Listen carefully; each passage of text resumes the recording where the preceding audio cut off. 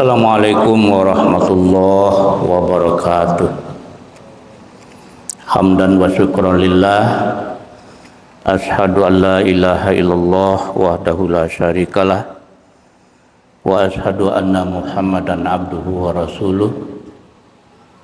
Allahumma shalli wa sallim wa barik ala Muhammad wa ala alihi wa sahbihi ajmain. Faqala Allah Ta'ala fil Qur'anil Karim, A'udzu billahi minasy syaithanir rajim. Bismillahirrahmanirrahim. Ma indakum yanfad wa ma indallahi baqim wa la najziyannal ladzina sabaru ajrahum bi ahsani ma kanu ya'malun. Wa fil ayatil ukhra kullu man 'alaiha fan wa yabqa wajhu rabbika dzul jalali wal ikram. Shadaqallahul azim. Ma'asyiral muslimin rahimakumullah. Bapak-bapak dan ibu-ibu jamaah zuhur yang tengah menunggu iqamahnya salat zuhur berjamaah yang dirahmati Allah. Lebih dulu mari kita bersyukur kepada Allah karena sampai detik ini kita masih diberi peluang oleh Allah untuk dapat melanjutkan proses perjalanan hidup kita masing-masing. Entah kapan berakhir itu Allah yang tahu. Namun kita berharap tentu waktu yang masih diberi Allah kepada kita untuk dapat menjalani hidup ini, kita manfaatkan sebaik mungkin dalam rangka memperbanyak amal-amal kebaikan kita untuk memperberat timbangan kebaikan kita nanti di hadapan Allah Subhanahu wa taala. Sesuai dengan janji Allah di dalam surah Al-Qari'ah.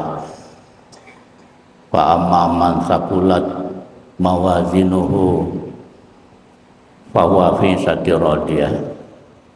Siapa yang berat timbangan kebaikannya nanti, kata Allah, maka dia termasuk hidup yang diridhai Allah, yang ujung-ujungnya adalah surga. Salawat dan salam buat Nabi kita Muhammad sallallahu alaihi wasallam. Jamaah yang terhormat, kira-kira 10 menit lebih kurang waktu kita manfaatkan. Tadi kita membaca 3 ayat dari Al-Quran. Pertama surah An-Nahl 96 ayat 96, kemudian surat Ar-Rahman ayat 26-27. Ketiga ayat ini memberikan informasi kepada kita bagaimana kita bersikap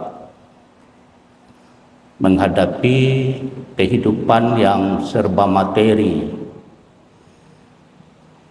Kehidupan serba materi itu adalah kehidupan yang ada di sekitar kita, yang kita miliki, misalnya harta kekayaan, apalagi pangkat jabatan dan sebagainya. Itu adalah hal-hal yang bersifat materi. Maka tadi Allah mengingatkan di dalam surah An-Nahl itu, ma innakum yanfadu, apa yang ada di sisimu akan lenyap, akan habis, akan berakhir. Wa ma indallahi baq, sedangkan yang di sisi Allah itulah yang akan kekal selamanya. Baq, kekal. Walana jaziannal ladzina sabaru ajrahum, dan sungguh kami akan memberi balasan orang-orang yang sabar dengan pahala mereka yang terbaik terhadap apa yang telah mereka kerjakan. An-Nahl 96 disambung oleh Ar-Rahman 26-27. Kata Allah, kullu man 'alaiha fan. Setiap yang ada di muka bumi ini akan musnah, akan lenyap juga. Itu hampir sama ayat tadi itu. apapun yang berada di bumi ini, tidak hanya manusia, semuanya itu akan selesai, fan akan selesai. Wa yabqa wajhu rabbika dzul jalali wal ikram, tapi yang akan kekal abadi hanyalah wajah atau zat Tuhanmu yang memiliki kemuliaan dan kebesaran. Ayatnya. Jadi kenapa ayat ini kita baca? Agar kita di dalam menyikapi kehidupan material, ya, kehidupan kebendaan, kehidupan dunia yang fana ini, jangan sampai salah perhitungan. Nah, itu maksudnya. Kalau istilah penceramah itu jangan sampai kita salah matematik, salah memainkan angka-angka. Kenapa? Karena dalam kehidupan sehari-hari banyak di antara manusia, ya, barangkali ada atau bukan banyak, tapi ada di antara manusia yang hidupnya direpotkan oleh persoalan materi, persoalan dunia. Itu. Sehingga hal-hal yang bersifat ukhrawi, persiapan akhirat, tidak terbayarkan dengan baik. Itu kan salah matematik.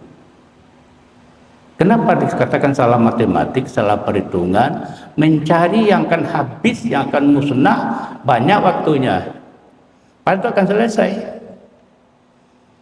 Pangkat akan selesai, harta akan selesai. Ya. Apa yang kita miliki sekarang itu akan berakhir. Ya kan? Cuma menunggu waktu. Jabatan akan selesai.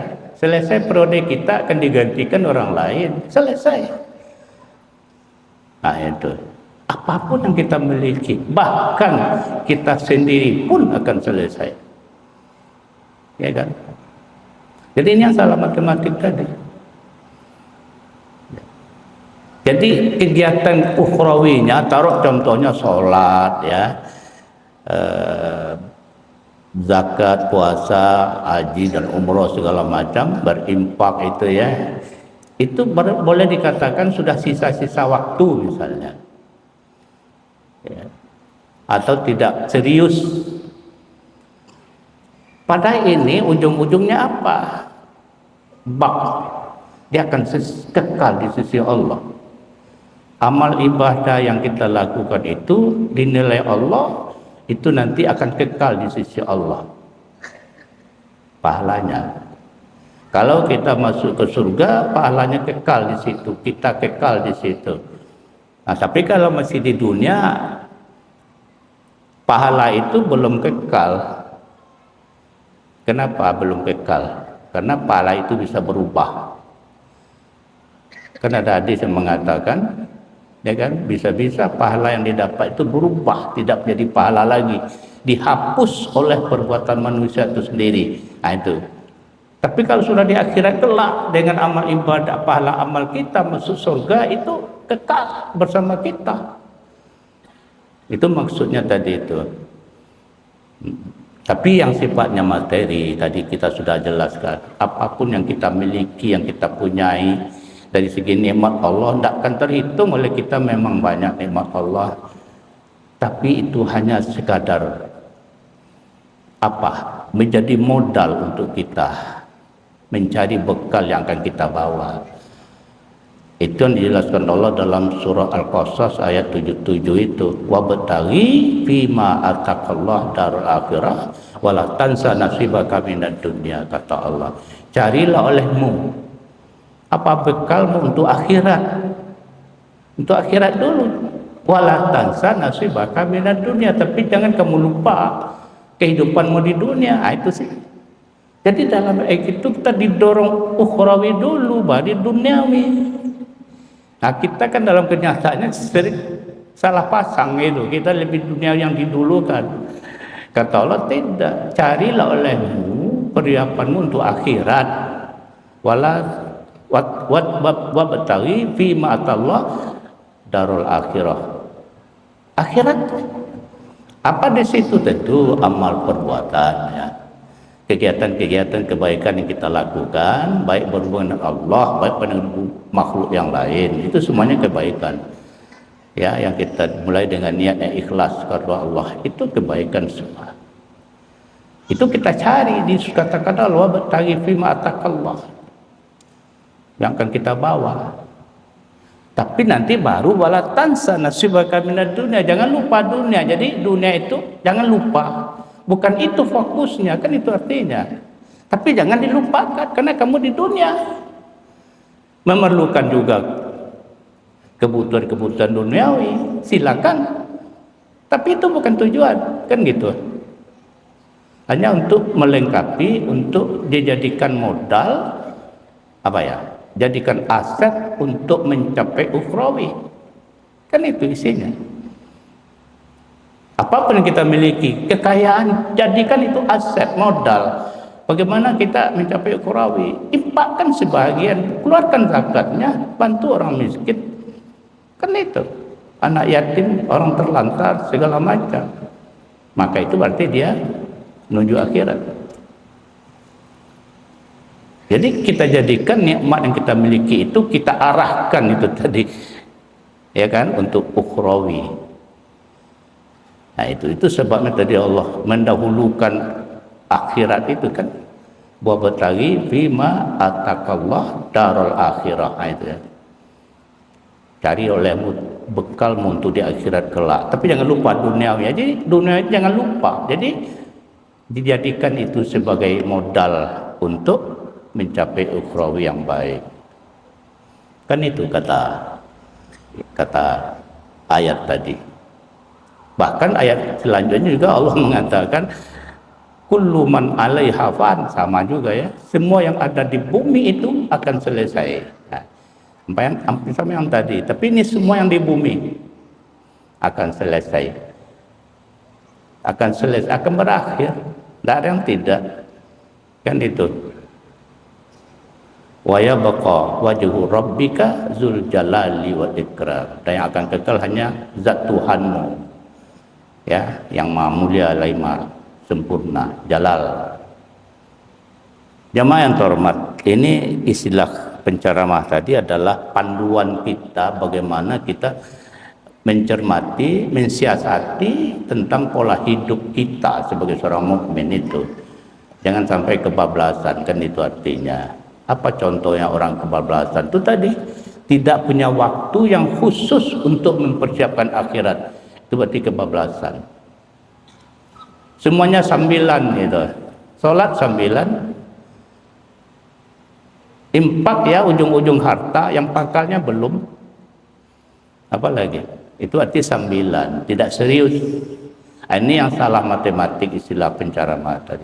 Salah perhitungan. Kok menjadi yang musnah habis? Mereka itu bersemangat betul, siang dijadikan malam, malam jadikan siang. Maksudnya apa? Malam juga jadi siang. Tapi untuk ukhrawi terlalu lemah. Ini berarti matematik yang tidak tepat, salah perhitungan. Sebab jamaah yang berbahagia memang ada memang kesalahan manusia itu, yang salah perhitungan itu. Di antaranya ada rencana untuk mempersiapkan sesuatu, tetapi tinggal rencana saja, tidak berbuat. Jadi planning ada tapi action tidak ada, salah. Atau aksi ada, perbuatan ada, tidak direncanakan, tidak baik juga. Apalagi dalam menjalankan ibadah kepada Allah, kan gitu. Tidak sesuai dengan rencana syariat, misalnya kita melakukan sholat tapi tidak sesuai dengan panduan syariah, salah juga. Panduan agama. Nah itu. Jadi semua itu adalah itu. Kemudian mungkin ada yang berdoa tapi tidak berusaha, sama saja itu ngawur namanya. Doa saja tidak mungkin, kan gitu. Oleh karena itu, itulah sebabnya Rasulullah dalam sebuah hadis mengatakan, wahbib masyita fa innaka mufariqu, kata Rasulullah. Sayangi olehmu apapun. Boleh kita cintai dunia ini, apapun silakan cintailah. Cintailah keluarga, anak, suami, istri, siapa lagi. orang-orang yang di sekitar kita, cintailah dunia, cintailah segala macam, tapi ingat kata Rasulullah, fa innaka mufariquh, kamu akan berpisah dengan yang dicintai itu, tidak dapat tidak. Bukan dipaksa, bukan, memang sudah naluri, sudah alam. Misalnya kita meninggal, kan berpisah itu, ya kan? Kita berpisah dengan kita cintai, berpisah dengan istri, dengan suami, dengan anak, dengan harta, dengan pangkat, dengan jabatan, dengan apa lagi? Berpisah. Ingat kata Nabi, kamu akan berpisah dengan yang dicintai itu, hanya menunggu waktu. Itu sebabnya tentu sebagai seorang mukmin kita terpaksa berpikir ulang ya, bagaimana itu mempersiapkan itu tadi, sehingga ada yang akan kita bawa pulang. Istilah penceramah tadi, kalau pahala amal kita di dunia itu belum tentu kekal. Walaupun ayat tadi mengatakan wa ma indallahi baq, apa yang ada di sisi Allah itu kekal. Itu apa artinya? Tentu kebaikan yang kita kerjakan nanti kalau di surga kekal bersama kita. Tapi di dunia pahala itu belum kekal karena masih diuji. Apakah kita bisa mempertahankan pahala itu atau tidak? Karena ada yang akan merusak pahala di dalam hidup ini. Kita sudah berbuat banyak, ternyata tidak dipelihara, habis sudah. Ada virus di dalam yang menggorogoti. Apa contohnya? Ria, pamer. Itu memakan pahala. Kita sudah menghitung-hitung, sudah banyak amal saya begini. Apalagi diperkatakan sama orang, tidak ada lagi artinya. Cukup Allah yang menilai. Jadi agak payah juga kita memelihara aset untuk akhirat itu, tidak gampang juga. Kita beramal, mudah-mudahan diberi pahala Allah, iya. Tapi apa tugas kita? Kita jaga pahala itu, jangan sampai mubazir kita. Zakat sudah dikeluarkan berjuta-juta, tapi melalui koran juga dulu. Ini namanya ria, ya kan? Seorang pengusaha besar mengeluarkan zakat sekian miliar, di koran dibaca, konferensi pers dia dulu. Ini namanya tidak dijaga itu. Tapi mudah-mudahan tidak saw itu ya. Nah, tidak saw, lah. Tapi kalau saw, pamer, ria, habis sudah pahalanya. Nah, itu. Jadi untuk aset akhirat itu kita juga pelihara sekarang, jangan sampai rusak dia. Supaya dia utuh kita bawa nanti ke hadapan Allah Subhanahu wa taala. Ini barangkali jamaah ya, kesimpulannya mudah-mudahan kita tidak termasuk orang yang salah perhitungan ya dalam hidup ini. Tafakkaru ya ulil albab. Banyak maaf. Assalamualaikum warahmatullahi wabarakatuh.